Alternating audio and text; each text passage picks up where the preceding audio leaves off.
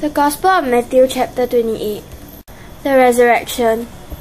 Early on Sunday morning, as the new day was dawning, Mary Magdalene and the other Mary went out to visit the tomb.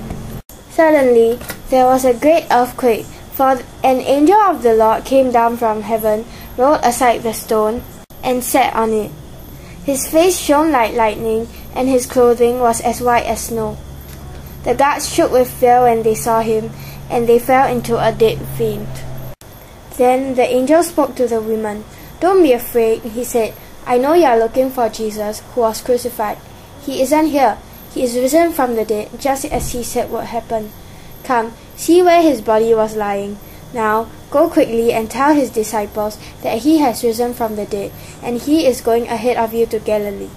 You will see him there. Remember what I have told you." The women ran quickly from the tomb.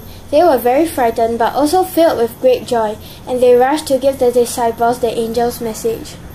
And as they went, Jesus met them and greeted them. And they ran to him, grasped his feet, and worshipped him. Then Jesus said to them, "Don't be afraid. Go tell my brothers to leave for Galilee, and they will see me there." The report of the guard.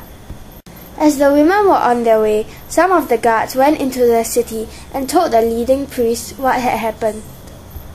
A meeting with the elders was called, and they decided to give the soldiers a large bribe. They told the soldiers, "You must say, 'Jesus' disciples came during the night while we were sleeping, and they stole his body.' If the governor hears about it, he'll stand up for you so you won't get into trouble." So the guards accepted the bribe, and they said what they were told to say. The story spread widely among the Jews, and they still tell it today. The Great Commission.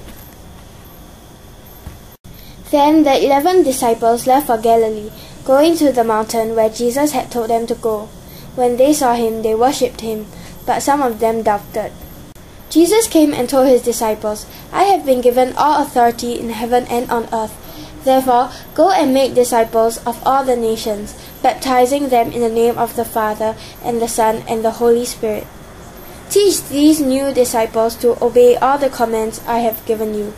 And be sure of this, I am with you always, even to the end of the age."